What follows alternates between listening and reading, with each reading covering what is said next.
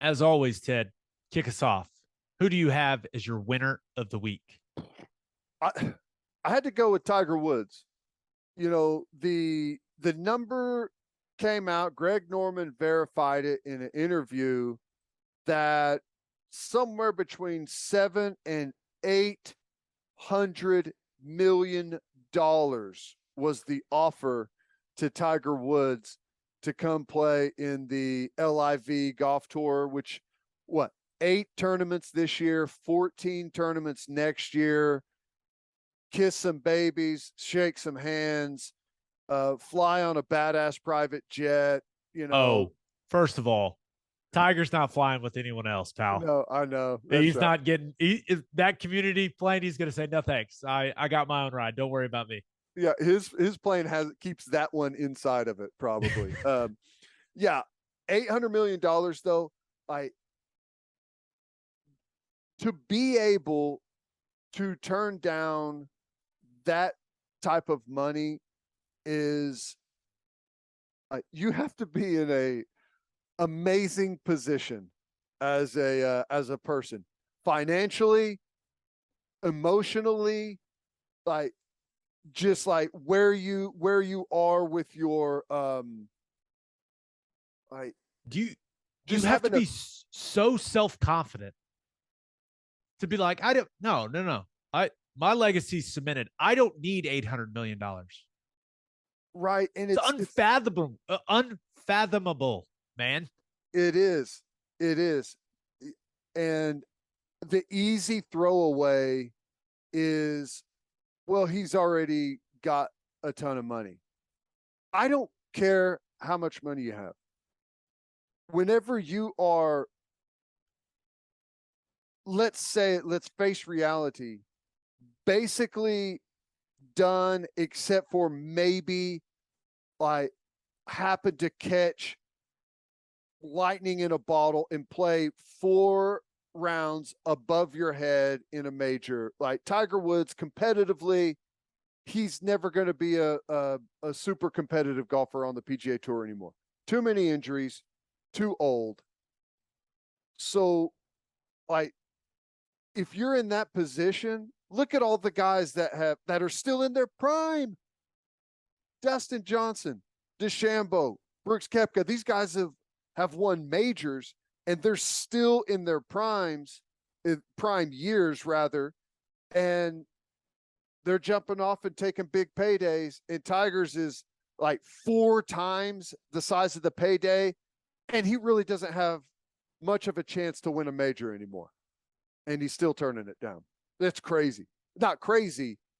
It's impressive. And I just wish to be that comfortable with where I sit in life to be able to do that. No offense, bud, but I don't think we're going to get there. I think if someone's offering 800 mil, we're probably going to take it. But I don't want to go full Lehman conspiracy theory. I have to imagine the PGA Tour has come to some sort of agreement with him behind closed doors, right? I mean, if Tiger Woods, imagine the floodgates that would open for the PGA Tour and their members to leave. If Tiger Woods went to LIV Golf, imagine the guys that would follow. So I have to assume that there was some type of negotiation between Tiger Woods and the PGA Tour of hey, they're offering me $800 million. What are you going to do for me? Yeah. I've done so much for you. I've done so much for this game. What are you going to do for me? Because I'll be the one that says no thanks, and I'll tell all these other guys to say no. Because the PGA Tour is crazy if they think that a bunch of the players on the tour wouldn't follow if Tiger Woods went there. It's like if he did it, it makes it okay for anyone. Exactly. I'm with you, but I don't know that the PGA Tour has that type of. Once again, just a conspiracy theory. Yeah. They had to have guaranteed him something. The promises were made. I guarantee you that, right? Yeah. I mean, they had to have been. Yeah. Well, some type of lifetime ambassador, pumping 50 million a year or something like that. Like how much how much did he win for the The social media? pup. What was it called? Yeah. Yeah, the social media thing. It was a big, there's like 10 million, wasn't it? Yeah. Something like that. So I, and I'm sure they'll be able to sell it. And maybe he's going to get in the booth. Something. I don't know. I don't know. I'm just assuming. I You're could be probably completely right. wrong. Now, he is rich. He is comfortable with where he sits in life, but he's not stupid, you know? And from everything I've read about him, he is hyper competitive. Right. So if he, like, you're right. There's probably, like, even if he knew he wasn't going to go, you have to like drag that over to the other side and say, they're offering me 800 million. What can you offer me? Yeah. Exactly. I Yep. could be wrong, but I'm just assuming. All right, who is your loser of the week? It was hard for me to like dial in exactly who the loser was. Is it Deshaun Watson? Is it the Browns? Is it the NFL? Is it the former federal judge issuing the ruling in the situation? I don't know who the loser is, but the whole thing is bad, right? The whole thing feels bad. I know that. Feels gross. 6 games? 6 games feels gross. Felt gross whenever he had this hanging over his head and the Browns gave him what, 260 guaranteed, 240 guaranteed, 230. 230 guaranteed. You thought because of the independent nature of this that you would get a what you would think would be a harsh punishment. I know there's guidelines and there's like a way that the former judge has to issue this, and you can't just like go outside and do your own thing. I mean, there's guidelines that you have to follow that are set by the NFL and the Players Association. I understand that you have to kind of conform within that, but my goodness, 6 games. Whenever I'm sitting here looking at DeAndre Hopkins, who had a tiny trace amount of some like far off PED that no one uses, nobody ever tests positive for it.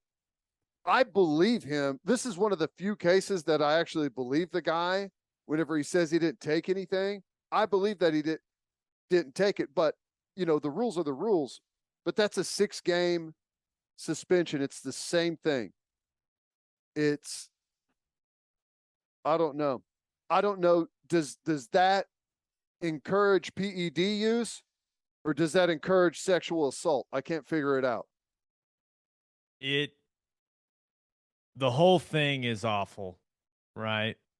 And this is kind of where I'm at with it. I am fully aware that he was not technically charged with the crime, right? I'm fully aware that he settled in civil court with all but one of those women. That doesn't make it right? Just because he's not technically a criminal and he's coming to an agreement with those women, like that doesn't make what he did any less terrible. And it always comes back to this for me. Playing in the National Football League is not a right. It is a privilege. You have to earn that privilege every day by the way you play and the way that you conduct yourself. And I believe that with what Deshaun Watson, clearly a very disturbed pattern of behavior, a predatory pattern of behavior, I believe he should have had that privilege stripped of him for longer than 6 games. And as we're recording this, maybe it comes out later today that Roger Goodell says it should be 8 or 10, right? With some sort of appeal. I know the PA is not appealing it, but I know this. I'm out on Deshaun Watson. I'm out. What he did to those women, it's weird, man. It's awful. It's weird. Yep. So I know that I understand Cleveland Browns fans are probably going to cheer for the guy. Saw the video at training camp, them all saying they had his back and stuff. I did not like the way that watching that made me feel. Right. So he may be on the field. I ain't cheering for him. And I feel like there's a lot of people that share that opinion with me. But yeah, you've got Ridley missing an entire year for a $1,500 parlay. Meanwhile, Deshaun Watson, some of these women said that it basically ruined their lives. They had to get out of the profession they were in because of what he did to them. And he's missing 6 games. Yeah. It's wild. The judge's decision is, I didn't read it all, but I read big chunks and pieces of it. It's stupid. To agree with the NFL on what they accused him of, and then issue and say that his past does, he's got a clean past, this isn't he hasn't had other issues. How can you say that whenever this went on for 2 years? That's not considered a clean pass. I don't know. It's full of double speak. She's mad at the NFL because of the way that the punishments and suspensions are set up. Well, that's fine, but that really doesn't have anything to do with this issue. I don't know. The whole thing was weird to me. I thought it was crazy. Yeah, and one thing that really bothered me about it is, normally when this stuff happens, the players got to do something, right? Raise awareness or try to, I don't know if rehabilitation is the right word, but there's usually that component, like Michael Vick with the dog thing, like going out and talking about it. And maybe no one wants to hear from Deshaun Watson, but I feel like, there's been no, contrition. I don't know. The only thing in there is oh, hey, he should only use the Browns massage therapist. It's just oh my gosh. He has said the entire time that he didn't do anything wrong.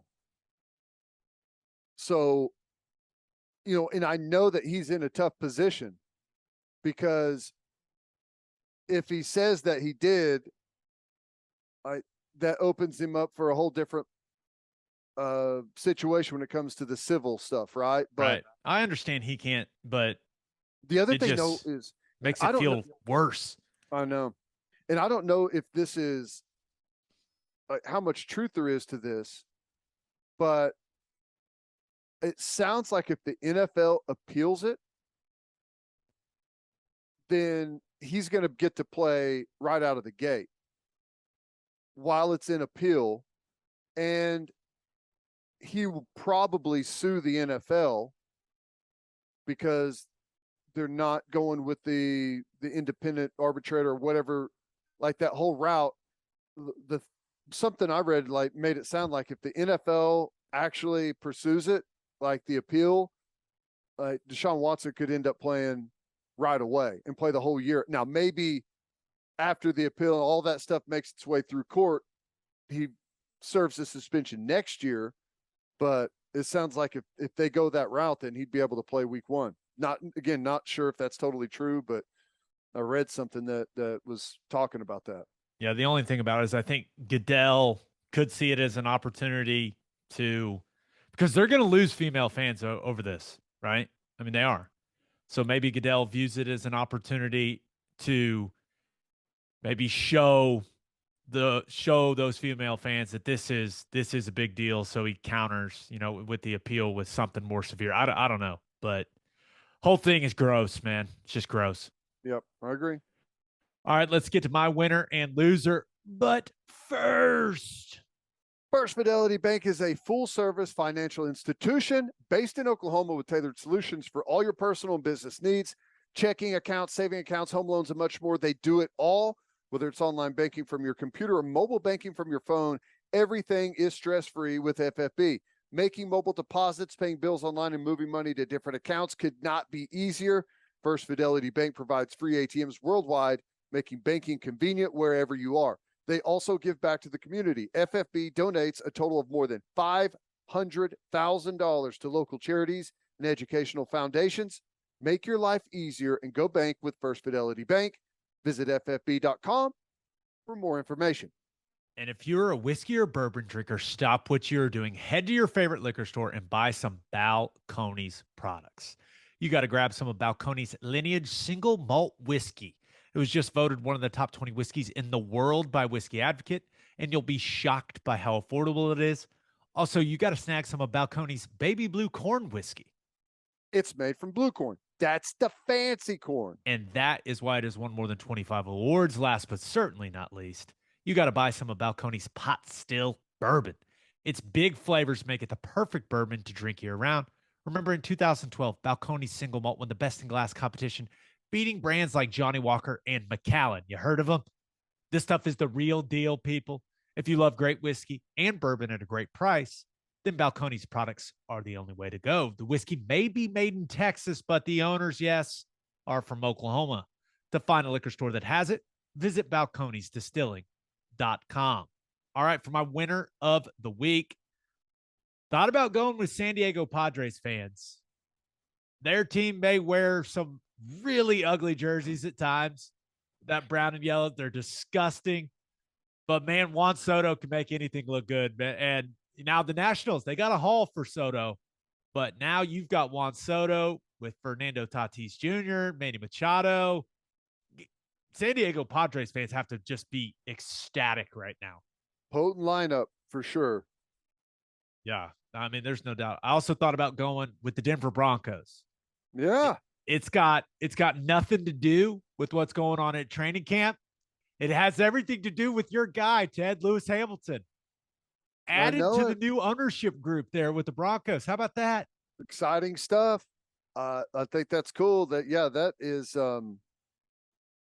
that's really cool. I've lost track of all the names now that have been added into that ownership group. It's a star-studded group. I'm convinced that this is Denver's play to try to get an F1 race at some point. Oh, that'd be good. The Which mile would high. be sweet. Yeah, that would be really, really cool. That'd be awesome. But, and my winner of the week, and it's just because, we lost him and you're seeing everyone celebrate his life. Vin Scully passes away at 94. Now, I'm not saying it's a good thing that the man passed away. Okay. So him dying is not my winner of the week. Him being celebrated is the reason he's my winner of the week.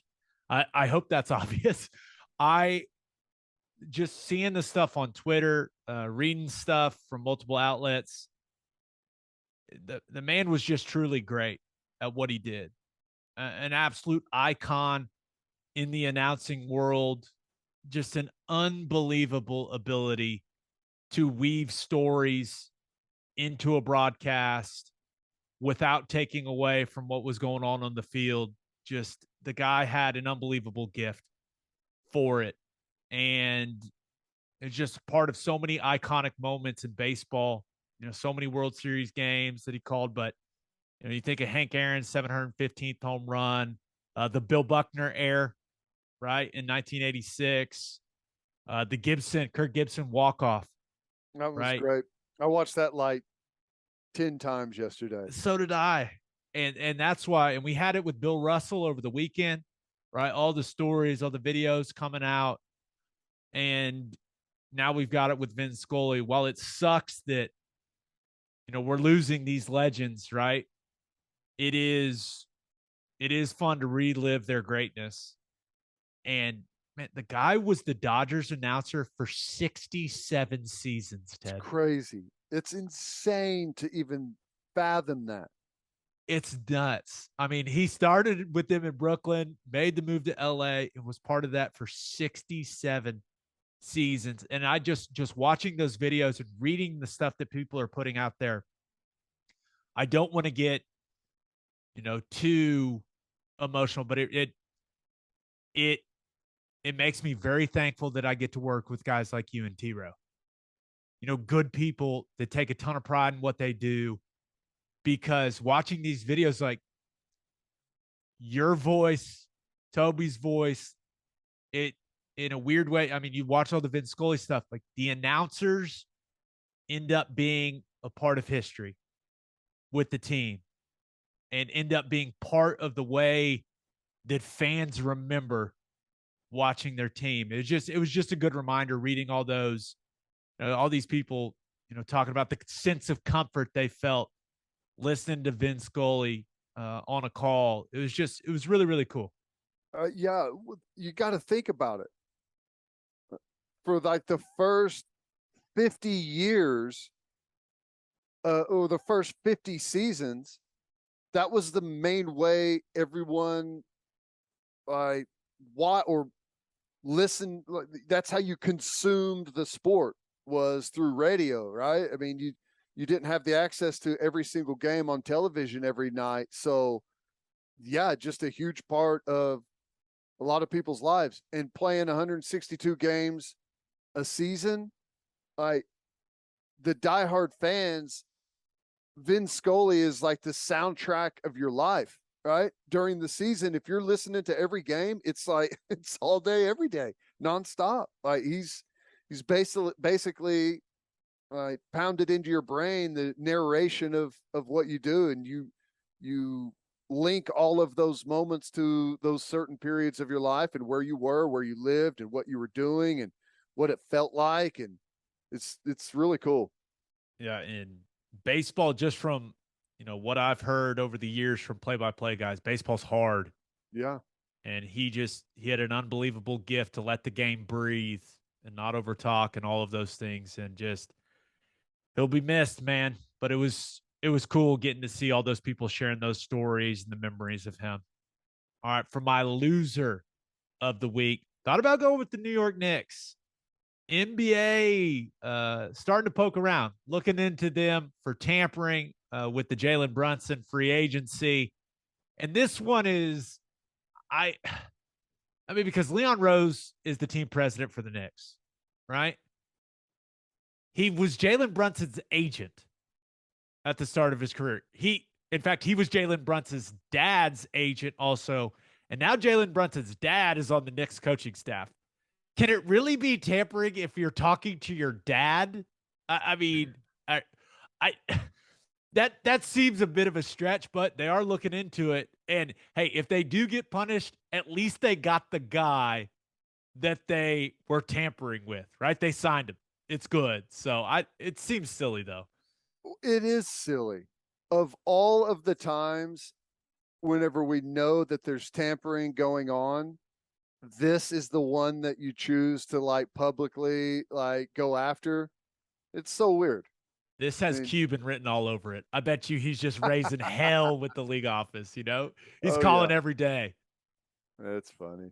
But my loser of the week is a team that tampered but didn't get either of the guys. I'm going with the Miami Dolphins, man. What are we doing? If you tamper, you better at least get one of the two guys.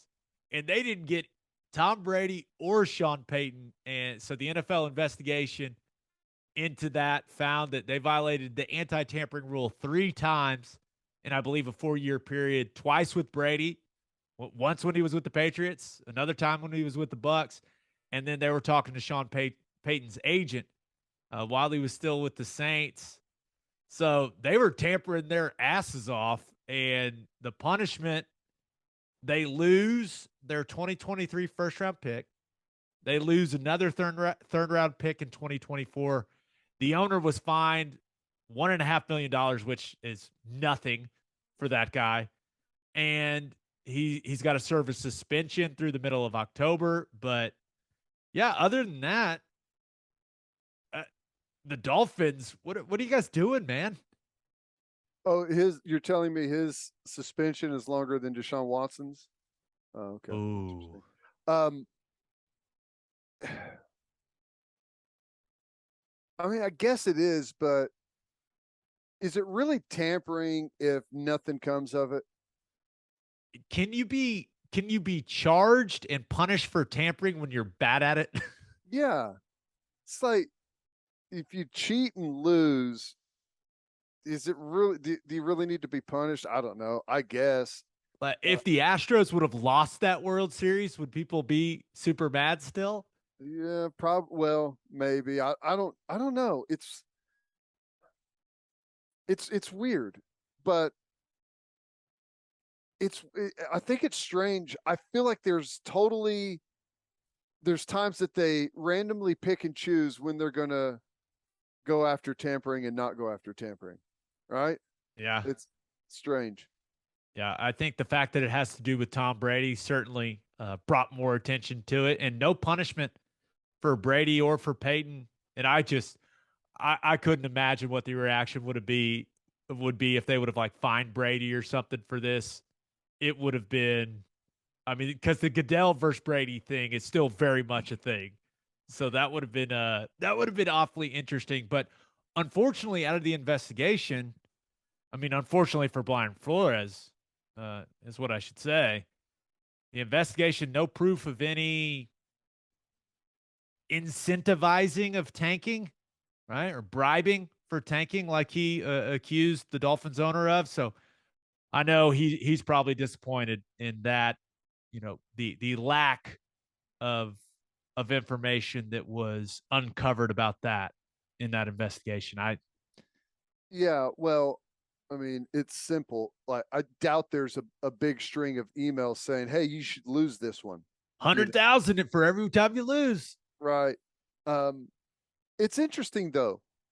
The unprecedented scope and severity of the tampering.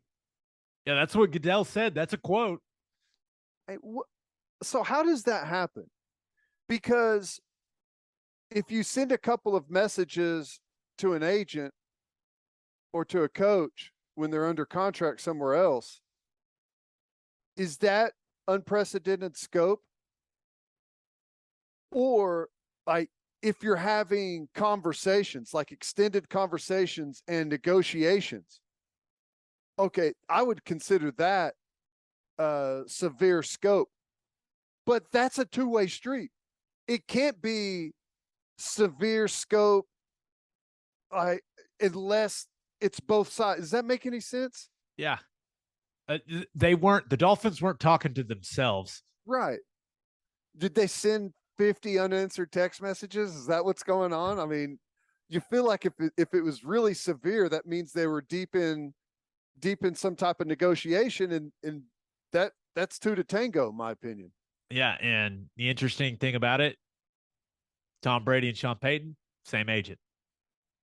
Mm, yeah, So there you go. little common thread there.